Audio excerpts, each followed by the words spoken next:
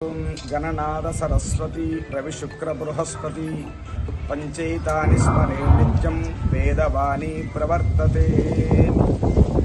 ఈ సోంపేట గ్రామంలో వేంచేయబోతున్న రమాలక్ష్మి సమేత వీర వెంకట సత్యనారాయణ స్వామివారి ప్రతిష్టా మహోత్సవం అత్యంత అద్భుతోపేతంగా జరుగుతున్నది.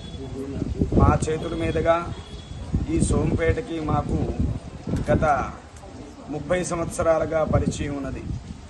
ఈ సోంపేటలో మొట్టమొదటిసారిగా శతచండీ యాగం చేయించాం.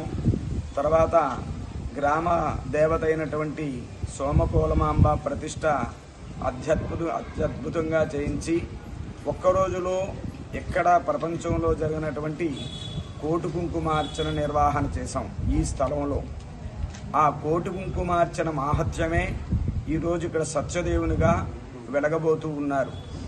ఇక్కడ ఉన్నటువంటి ధర్మకర్తల మండలి అత్యద్భుతంగా వైశ్యులు ఉదారంగా సహకరించడం చేత, అంతేకాకుండా వైశ్యుల ఇతరులు కూడా విశేషంగా సహకరించడం చేత అద్భుతమైనటువంటి గ్రామ ప్రజలందరూ కూడా అన్ని మతాల వారు, అన్ని కులాల వారు విశేషంగా సహకరించడం చేత ఒక అన్నవర దేవస్థానం ప్రమాణములో ఇక్కడ స్వామి ఆవిర్భవించబోతున్నారు. శిలా విగ్రహం అయితే అది చూస్తే చాలు ఈ జన్మకి ధన్యత చేకూరుతుంది అన్నంత అద్భుతమైనటువంటి శిలా విగ్రహం వచ్చింది. అలాగే ఉత్సవమూర్తులు కూడా అత్యద్భుతంగా ఏకశిలతో శిలా విగ్రహం చేస్తాం. కానీ ఉత్సవమూర్తులు కూడా ఒకే రాశితో అంటే ద్రవ్యాలన్నీ కూడా అంటే సువర్ణం, రజతం, వెండి, రాగి ఇవన్నీ కూడా కలిపి కూడా ఏకపాత్రలో పోసి చేసినటువంటి విగ్రహం ఎక్కడా ఇది లేకుండా కలపకుండా రాగి, బంగారం, వెండి, ఇత్తడి, కంచు ఈ లోహాలన్నీ కలిపి ఒకే విగ్రహంగా రాసిపోసినటువంటి విగ్రహాలు, అద్భుతమైనటువంటి విగ్రహాలు వచ్చాయి. ప్రతిష్ఠ కూడా ద్రవ్యలోపం లేకుండా, మంత్రలోపం లేకుండా 20 మంది ఋత్వికులతో అందరూ తిరుపతి దేవస్థానంలో వేద పాఠశాలలో వేదిక యూనివర్సిటీలో చదువుకున్నటువంటి 4 వేదాల వారు వచ్చి ఇక్కడ ప్రతిష్ఠ అద్భుతంగా జరుగుతుంది. దానికి కారణం ప్రధానంగా ధర్మకర్త అయితే జీకే గారు, విష్ణు, రవి, కమిటీ మెంబర్లందరూ కూడా అద్భుతంగా సహకరించడం చేత ద్రవ్యం ఇవ్వడం ఒక ఎత్తు అయితే డిసిప్లిన్కి పుట్టినది సోంపేట అని నేను చెప్తాను. ఎందుకంటే ఈ గ్రామం నుంచి మేము ప్రతి దేవస్థానంలో కూడా ఒక్కొక్క నవరాత్రుల్లో కోటి కుంకుమార్చన, శతచండీ చేస్తూ ఉంటాం. ఆ శతచండీకి గ్రామం నుంచి కూడా వస్తూ ఉంటారు. వారు డిసిప్లిన్కి మారుపేరు. సోంపేట ఏమిటంటే డిసిప్లిన్కి మారుపేరుగా ఉన్న గ్రామం ఈ సోంపేట.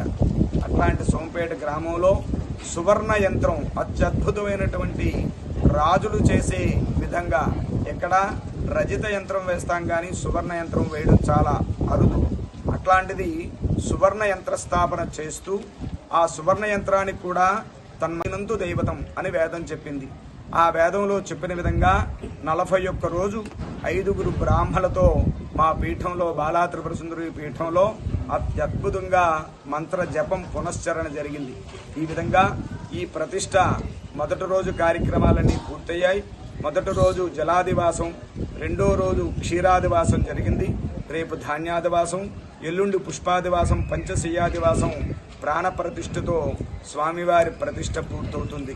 ఈ గ్రామం, ఈ చుట్టుపక్కల గ్రామం వాళ్ళు కూడా చేసుకున్న సుకృతం చేత, ఎందుకంటే సత్యనారాయణ వ్రతంలో చెప్పింది ఏమిటంటే సంకల్పం చేసి సంవత్సరం తిరగకుండా కోరిక తీర్చే దేవుడు ఎవరయ్యా అంటే సత్యదేవుడు మాత్రమే. కలియుగంలో సత్యదేవులు మాత్రమే కోరిన కోరికలు తీర్చే అవతారమూర్తిగా విష్ణుమూర్తి సత్యదేవులుగా అవతరించారు. కనుక మనందరి భాగ్యం చేత, మనందరి సుకృతం చేత, ఇక్కడ కోటి కుంకుమార్చన చేయించిన ఫలితం చేత ఇక్కడ సత్యదేవుల వారు రేపు 30వ తారీఖు ప్రతిష్టా కార్యక్రమం సంపూర్ణం అవుతుంది. ఆ ప్రతిష్టకి అద్భుతమైనటువంటి తపస్సంపన్నులు, తుని వాస్తవ్యులు, మహాస్వామివారైనటువంటి అనంత శ్రీ సచ్చిదానంద సరస్వతి స్వామివారి చేతుల మీదుగా బ్రహ్మశ్రీ వేదమూర్తులు మైలవరపు శ్రీనివాస గారి ఆధ్వర్యంలో పర్యవేక్షణలో ఈ ప్రతిష్టా మహోత్సవం జరిగింది. మీరందరూ కూడా చాలా ధన్యులు. ఓం నమో నారాయణాయ వాసుదేవాయ. శుభం. సమస్య లేని ఇల్లు ఉండదు, పరిష్కారం లేని సమస్య ఉండదు. బంధాలు గొప్పవి, బాధలు చిన్నవి. మీ సమస్యని మేము పరిష్కరిస్తాం. రండి, మాట్లాడుకుందాం.